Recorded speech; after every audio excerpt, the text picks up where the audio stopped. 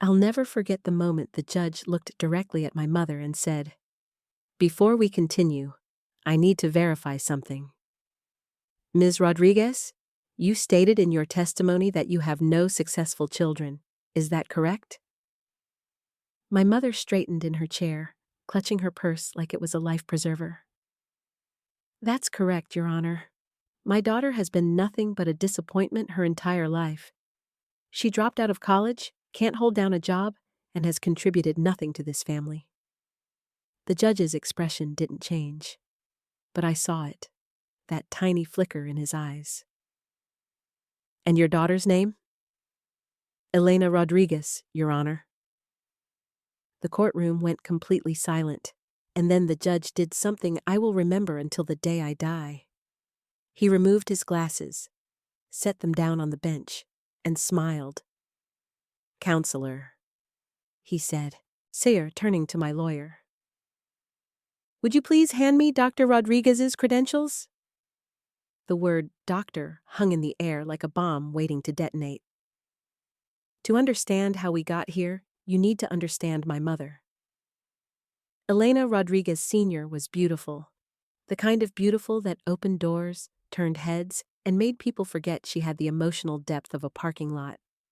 She'd been a local beauty queen in her 20s. Miss Riverside County, 1985. She never let anyone forget it. I was Elena Rodriguez Jr., and from the moment I was born, I was her greatest disappointment. I wasn't pretty like her. I had my father's features: broader nose, stronger jaw, darker skin. While my mother looked like a telenovela star, I looked like I belonged in a library, which, as it turns out, is exactly where I ended up spending most of my time. "Elena, why are you always reading?" she'd snap, snatching books out of my hands. "Boys don't like girls who are smarter than them. You need to focus on your appearance, not filling your head with useless information." I was 8 years old. By the time I was 10, she'd started introducing me to her friends with a disclaimer. "This is my daughter. She's not much to look at, but she tries hard." Can you imagine hearing that as a child? From your own mother? But the worst part wasn't what she said to me. It was what she said about me when she thought I couldn't hear. I was 12 when I won my first academic award, a regional science fair competition. I'd built a water filtration system using recycled materials. The local paper wanted to interview me, take my picture. I came home so excited I could barely breathe. Mom, I won! They want to put me in the newspaper." She was on the phone with her sister, Aunt Teresa. She looked at me like I'd just tracked mud across her white carpet. "Hold on," she said into the phone. Then to me, "Lower your voice. I'm on a call." "But Mom, I said lower your voice." She turned away. "Sorry about that, Teresa. You know how she gets. Always desperate for attention because she can't get it the normal way. Not like my friends' daughters. You know, the pretty ones who have boyfriends and actually make their mothers proud." I stood there holding my trophy. A cheap plastic thing that had felt like gold 5 minutes ago. She never came to see my project. Never looked at the newspaper article. In fact, when her friends asked about it, she said, "Oh, that science fair thing? They give those awards to everyone now." It doesn't mean anything. That's when I learned the rules of my mother's world. If I succeeded, it was luck or a mistake. If I failed, it was proof of my worthlessness. If I tried, I was showing off. If I didn't try, I was lazy. There was no winning. The game was rigged from the start. High school should have been my escape. Instead, it became a battlefield. I threw myself into my studies, not because I was naturally brilliant. I wasn't. But because school was the only place where effort actually mattered, where there were clear rules and measurable outcomes, where hard work was rewarded instead of mocked. I joined the debate team, made the honor roll, applied to every scholarship I could find, because I knew even then that my mother would never pay for college. College? She laughed when I brought it up. Elena, be realistic. Girls like you don't go to college. You're not smart enough for a real university, and we don't have money to waste on some community college experiment that you'll just drop out of anyway. But I have a 4.0 GPA. Because your teachers feel sorry for you. She said it so casually, like she was commenting on the weather. Trust me, mija. I've seen how you study. All those hours locked in your room? That's not normal. That's obsession. And it's not going to matter in the real world. My father, God rest his soul, he tried to defend me. Sometimes. Elena, he'd say quietly, maybe we should let her try. If she wants to study. Ricardo, don't be stupid. We barely have enough as it is. I'm not throwing money away on her delusions. She'd light a cigarette, blow smoke toward the ceiling. Besides, she needs to learn how real life works. She can get a job, maybe find a man who doesn't care that she's not much to look at. Build a normal life instead of chasing these ridiculous dreams. I was 17 years old, and I had never felt more alone. I applied to 15 universities. I did it in secret, using the school's computer lab during lunch. I wrote my essays in notebooks I hid under my mattress. I had my teachers send recommendation letters directly to the schools. And I waited. The first acceptance letter came on a Tuesday in March. University of California, Berkeley. Full scholarship. I didn't tell my mother. Not right away. I hid the letter in my pillowcase and pulled it out every night just to make sure it was real. That someone, somewhere, thought I was worth investing in. When I finally told her, she was watching her telenovelas and painting her nails. Mom, I got into Berkeley. Full scholarship. I'm going to study biomedical engineering. She didn't even look up. Sure you did. I'm serious. Look. I held out the letter. She glanced at it for maybe 2 seconds. Elena, stop bothering me with this nonsense. You probably forged this on the computer at school. Besides, even if it's real, which I doubt, you'll never make it. You'll drop out within a semester, come crawling back here, and I'll have to deal with your failure. Again. I'm not going to fail. You always fail. It's what you do. She went back to her nails. Now get out of my way. I can't see the TV. I left that house 3 months later with 2 suitcases and a bus ticket to Berkeley. My mother didn't say goodbye. She said, "Don't come crying to me when you realize I was right." Berkeley was hard. Not because of the academics, though those were brutal, but because I was surrounded by people who had parents who believed in them, who called to check in, who sent care packages, who showed up for graduation. My roommate, Jessica, had parents who visited once a month. They'd take us out to dinner, ask about our classes, treat me like I was their second daughter. One night, after they'd left, Jessica said, "Your mom never visits. Is she okay?" I didn't know how to explain it. How do you tell someone that your mother doesn't visit because she doesn't believe you exist in any meaningful way? "She's busy," I said, but the truth was, she'd stopped answering my calls. I tried at first. I'd call every Sunday, leave messages. "Hi, Mom, it's Elena. Just wanted to let you know I made Dean's List this semester." Click. "Mom, I joined a research lab. We're working on drug delivery systems." Click. "Mom, I got an internship at a pharmaceutical company for the summer." Click. After 6 months, I stopped calling, and something strange happened. Without her voice in my head, telling me I was useless, I started to believe maybe I wasn't. I graduated summa cum laude. I got into medical school, not just any medical school, but UCSF, one of the top programs in the country. I sent my mother an invitation to my college graduation. She didn't respond. She didn't come. But I walked across that stage anyway. And when they called my name, Elena Rodriguez, Bachelor of Science in Biomedical Engineering, highest honors, I heard Jessica's parents screaming and cheering like I was their own daughter. I cried. Right there in my cap and gown, in front of 5,000 people, I cried. Not because my mother wasn't there, but because I'd done it anyway. Medical school is designed to break you. The hours are inhuman. The pressure is constant. The competition is fierce. And through it all, you're watching people get sick, watching them die, learning that you can't save everyone no matter how hard you try. I loved it. For the first time in my life, I was exactly where I was supposed to be. I specialized in pediatric oncology, childhood cancer. People thought I was crazy. That's the most depressing field in medicine, they'd say. You'll burn out in 5 years. But I'd spent my entire childhood feeling helpless. And now, finally, I had the power to help children who couldn't help themselves. I didn't tell my mother any of this. I'd stopped trying.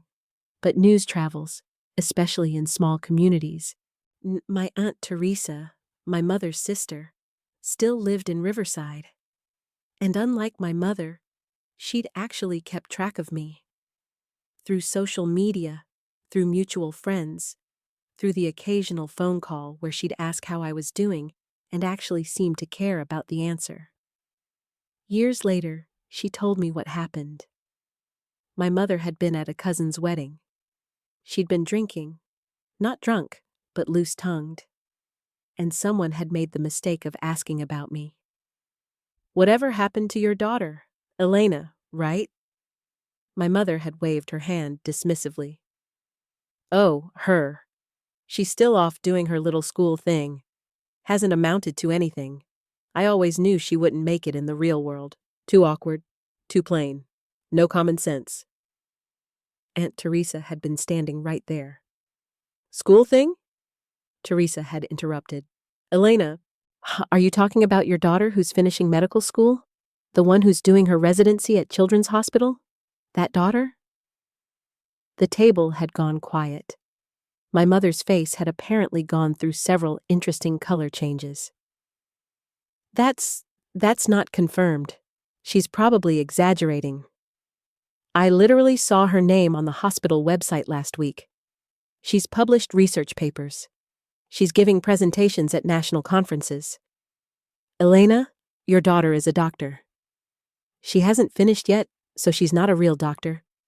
She will be in 3 months. My mother had apparently excused herself shortly after that, but the damage was done. People started looking her up, finding my articles, my presentations, the news coverage of a free clinic I'd helped establish for low-income families. And my mother did what she always did when confronted with evidence that contradicted her narrative. She doubled down. According to Aunt Teresa, my mother started telling a new story. In this version, she'd always supported me. I'd been difficult, yes, rebellious, ungrateful, but she'd sacrificed everything to give me opportunities. She'd encouraged my education. She'd believed in me when no one else did. I always told her she could do anything, my mother apparently said at family gatherings. I pushed her to apply to Berkeley. I knew she had it in her. A mother knows these things. The rewriting of history was so complete, so shameless, that some relatives believed her. Others, who remembered the truth, stayed silent. Because that's what families do. They protect the lie to keep the peace. But Teresa didn't stay silent. She called me. Elena, I need to tell you what your mother's been saying. When she finished, I sat in my tiny studio apartment, still in my scrubs from a 30-hour shift, and I laughed. Not because it was funny, but because I'd spent so many years trying to earn my mother's approval, and now she was trying to steal credit for achievements she'd actively tried to prevent. Let her say whatever she wants, I told Teresa. It doesn't matter. It matters because she's spreading these lies. Teresa, she's been lying about me my whole life. At least now she's lying in a way that makes me sound good. I thought that would be the end of it. I was wrong. My father died when I was in my second year of residency. Heart attack. Sudden. He was only 57. Aunt Teresa called me. I drove home for the first time in 6 years. The funeral was small. Immediate family, a few of his coworkers, some neighbors. I wore black and sat in the back of the church, watching my mother play the grieving widow with the same performance skills she'd once used for beauty pageants. She didn't speak to me during the service, didn't acknowledge my presence. At the burial, as they lowered my father into the ground, she leaned over to her friend and said, loud enough for me to hear, "At least Ricardo didn't live to see what a disappointment our daughter turned out to be." I left immediately after that, didn't go to the reception, drove back to the hospital and threw myself into work. But something had shifted. Some final thread of hope that maybe, eventually, she'd see me, really see me, had been cut. I was done. 3 months after my father's funeral, I got a letter from a lawyer. My father had left a will, a real one, not just the informal documents my mother claimed gave her everything. He'd left me his life insurance policy, $250,000, and he'd left a letter. "Elena, I'm sorry I wasn't stronger. I'm sorry I let your mother treat you the way she did. I was a coward who chose peace over protecting you, and I will regret that until the day I die. This money is yours. Use it to build the life you deserve, the life you've already started building without anyone's help. I am so proud of you. I always was. I just wish I'd told you more. Dad." I sobbed reading that letter. Great, ugly sobs that came from somewhere deep in my chest. My father had seen me. He'd always seen me. And he'd made sure I knew, even if he couldn't say it while he was alive. My mother contested the will immediately. She claimed my father had been mentally incompetent, that I'd manipulated him, that the will was forged, that the money should rightfully go to her as his widow. Her lawyer argued that I'd abandoned the family, that I'd caused my father stress with my unrealistic ambitions, and that I'd only come back into his life when there was money involved. It was all lies, documented, provable lies. But it still had to go to court. The first deposition was brutal. My mother sat across from my lawyer, a sharp woman named Rebecca Turner, who specialized in estate litigation, and repeated her narrative. My daughter has always been difficult, rebellious. She dropped out of community college. Your daughter has a medical degree from UCSF, Rebecca interrupted. She's a board-certified pediatric oncologist. She's exaggerating her credentials. I have her medical license verification right here. Would you like to see it? My mother's jaw tightened. Whatever she's accomplished, it's despite her nature, not because of any inherent talent. I spent years trying to help her, and she threw it all back in my face. By attending Berkeley on a full scholarship? She's always been a liar. She probably forged that acceptance letter. Rebecca slid a document across the table. This is a letter from the Dean of Berkeley's College of Engineering, confirming your daughter's enrollment, scholarship, and academic honors. Would you like to revise your statement? This went on for 4 hours. Every lie was methodically dismantled. Every claim was countered with documentation. But my mother never broke. She just adjusted, moved the goalposts, changed the story slightly, always staying just flexible enough to avoid perjury. Even if she did go to Berkeley, she's still ungrateful. She abandoned her family. She didn't even come to her own father's funeral. She did attend the funeral. We have photos and testimony from multiple family members. Well, she didn't speak to me. Did you speak to her? Silence. When it was my turn to testify, I was terrified. Not of lying, I had nothing but the truth, but of facing my mother, of saying out loud in a room full of strangers what she'd done to me. Rebecca started gently. Dr. Rodriguez, can you describe your relationship with your mother growing up? I took a breath, and then I told them everything. The constant criticism, the public humiliation, the deliberate sabotaging of my self-esteem, the way she'd refused to acknowledge my achievements, the way she'd told relatives I was a failure, even as I was saving children's lives. I didn't cry. I'd cried enough over the years. This was just facts. When I finished, Rebecca asked, "Did your father know about this treatment?" "Yes." "Did he try to intervene?" "Sometimes, quietly. But my mother, she was the dominant force in our house, and he loved her, so he made peace instead of waves." "Do you think his final will, leaving you his life insurance, was an act of guilt?" I thought about that letter, about the words he'd written. "No," I said.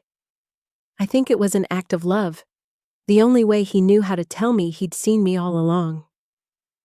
Which brings us back to that courtroom, to that moment when the judge asked my mother to confirm my name. "Elena Rodriguez, Your Honor." The judge smiled, not a kind smile, a knowing smile. "Counselor," he said to Rebecca. "The credentials?" Rebecca stood and handed him a folder. The judge opened it and began reading aloud.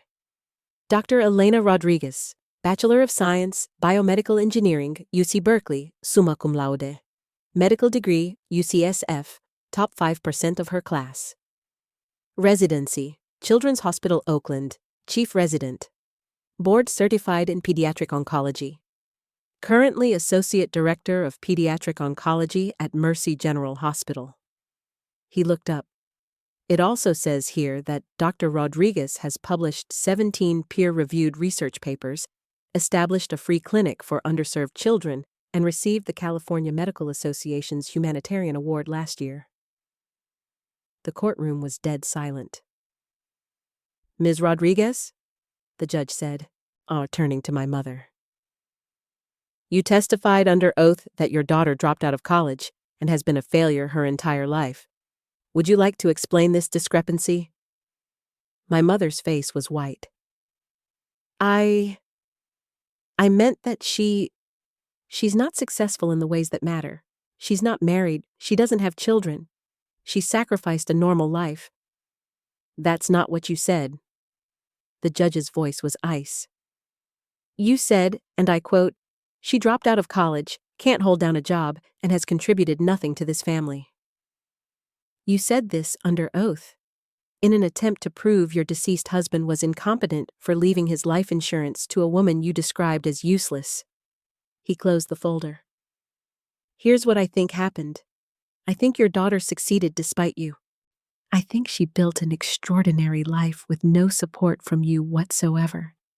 And I think when your husband recognized that, when he decided to finally give her the acknowledgement she deserved, you couldn't stand it, because it meant admitting you were wrong." "Your Honor, that's not—" "I'm not finished." The judge leaned forward. "Mrs. Rodriguez, I've been a family court judge for 23 years. I've seen a lot of bad parenting, but I've rarely seen someone so committed to tearing down their own child. And the fact that you continued this narrative even after your daughter became, by any objective measure, remarkably successful. That tells me this isn't about facts. It's about control." He picked up his gavel. "The will stands. The life insurance goes to Dr. Rodriguez. Furthermore, I'm ordering you to pay her legal fees. And Mrs. Rodriguez, if I ever see you in my courtroom again trying to profit off the daughter you've spent decades demeaning, I will not be this generous." Bang. My mother rushed out of the courtroom like the building was on fire. I stood in the hallway, not quite believing what had just happened. Rebecca touched my arm. You okay? I don't know. You just won, decisively. I know, but... I looked toward the doors my mother had just fled through. It doesn't feel the way I thought it would. How did you think it would feel? Like vindication, like relief. But I just feel... sad. Rebecca nodded. That's normal. You can be right and still grieve what you never had. I found my mother in the parking lot, sitting in her car, gripping the steering wheel. I knocked on the window. She didn't look at me, just stared straight ahead. I opened the door. Mom. Don't what? Don't gloat. Don't tell me you told me so. Just don't. I sat down in the passenger seat. I'm not here to gloat. Then why are you here? Good question. Why was I there? Because you're still my mother, I said finally. And despite everything, some part of me still hoped you'd be proud of me. She laughed. It was bitter. Proud? Elena, you don't understand what it's like. Everyone always talking about you. Your daughter's a doctor. Your daughter's saving lives. Your daughter's so accomplished. Like I don't exist. Like my whole life means nothing because I didn't cure cancer or whatever the hell you do. I treat children with cancer. Whatever. She wiped her eyes. You want to know the truth? Fine. I'll tell you the truth. You were supposed to need me. You were supposed to struggle and fail and come home and let me be the one who saved you. That's what daughters do. They need their mothers. I stared at her. So you tried to make me fail? Just so you could feel important? I tried to protect you. From disappointment. From setting your expectations too high. From becoming someone who looks down on normal people like me. I never looked down on you. Yes, you did. She finally looked at me. Every time you succeeded, it was a judgment. Every award, every degree, it was proof that I wasn't good enough. That I wasted my life. That I peaked at 23 in a beauty pageant, and everything after that was just decline. And suddenly, I understood. This was never about me. It was about her. Her fear. Her regret. Her desperate need to feel valuable in a world that had told her the only value women had was being pretty and pleasant. I'd been collateral damage in my mother's war with her own demons. Mom, I said quietly, I'm sorry you felt that way. I'm sorry you looked at my life and saw judgment instead of just a daughter trying to make her father proud. He was proud of you. Her voice cracked. He talked about you all the time, showed me articles about you, your picture on the hospital website, and every time I felt like I was disappearing, like I didn't matter anymore. You did matter. You do matter. No, I don't. She laughed again, that same bitter sound. I'm 58 years old. I was a beauty queen 4 decades ago. I never had a career, never did anything important, and my only child doesn't need me, doesn't even like me. So tell me, Elena, what exactly do I matter for? I wanted to hate her. I'd spent years earning that hatred, building it like armor. But sitting there, looking at this woman who'd tormented me because she was terrified of being forgotten, I just felt tired. You could have been happy for me, I said. That was an option. You could have said, my daughter is amazing, and I helped her get there by not standing in her way. You could have taken credit for letting me go instead of trying to hold me back, but you chose cruelty.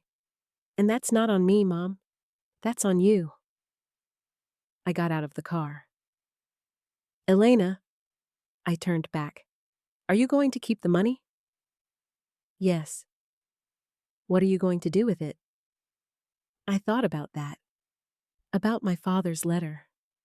About the children in my oncology ward who couldn't afford treatment. About the free clinic that was always one donation away from closing. I'm going to use it to help people, I said. The way Dad wanted. That's very noble. She said it like an insult. No, I said. It's just what you do when you stop making everything about yourself. I walked away. I used the insurance money to expand the free clinic. We hired 2 more doctors, extended our hours, started a medication assistance program for families who couldn't afford their kids' cancer drugs. We named it the Ricardo Rodriguez Memorial Clinic. My mother found out through Facebook. She didn't call, didn't comment, didn't acknowledge it in any way. But Aunt Teresa told me she'd seen the post, had stared at it for a long time. Do you think she'll ever change? Teresa asked me over coffee. No, I said. People don't change unless they want to. And Mom doesn't want to. She wants the world to rearrange itself to match her narrative. That must hurt. It did. But I've realized something. I spent my whole life trying to be enough for her, trying to earn her love. But some people can't love anyone else because they don't love themselves. And that's sad, but it's not my responsibility to fix. Teresa squeezed my hand. Your father would be so proud. I know. I smiled. He told me. I ran into my mother one last time, at a grocery store, completely by accident. She was in the produce section, examining avocados with the same intensity she'd once examined her reflection. I could have walked away. Should have, probably, but I didn't. Hi, Mom. She jumped. Actually, jumped. Elena? How are you? Fine, busy. She put the avocado down, picked up another one. You? Good. The clinic's doing well? We just got a grant to add a mental health counselor for parents of cancer patients. That's nice. We stood there in awkward silence. Mom, I need to tell you something. She braced herself, like I was about to attack. I forgive you. She blinked. What? I forgive you. For everything. Not because you've apologized or changed, but because I'm tired of carrying it. You took up so much space in my head for so long, and I'm done. I'm choosing to let it go. I don't need your forgiveness. I know. That's why I'm giving it anyway. I smiled. I hope you find what you're looking for, Mom. I really do. I hope you figure out how to be happy. But I can't wait around for you anymore. I've got kids to save. I walked away. She didn't call after me this time. I got an email from Aunt Teresa. Subject line: You should see this. It was a link to a Facebook post from my mother. My daughter is a doctor. She runs a clinic for children with cancer. She's saving lives every day. And yes, I am proud of her. I haven't always shown it. I haven't always said it. But it's true. Elena, if you ever see this, I'm sorry, and I'm proud. Finally. I'm proud. I stared at that post for a long time. Part of me wanted to respond, to say thank you, to rebuild. But another part, the part that had learned to survive without her approval, knew better. Some apologies come too late. Not because you can't forgive, but because you've already moved on. I closed the laptop and went to work. There were kids waiting. Kids who needed someone to fight for them. Kids who needed a doctor who knew what it was like to feel invisible. And that doctor was me. Here's what I learned. You can spend your whole life trying to be enough for someone who will never think you are. Or you can decide you're enough for yourself and live accordingly. My mother told everyone I was useless. She believed it. She needed to believe it. But the truth? The truth is that I'm a doctor. I save lives. I give hope to families in their darkest moments. I'm exactly who I was supposed to become. And I did it all without her. Not because I wanted to prove her wrong, but because I finally stopped trying to prove anything at all. The judge asked my name that day in court, and when I answered, he saw me. Really saw me. But the person who needed to see me most was me. And finally, I did.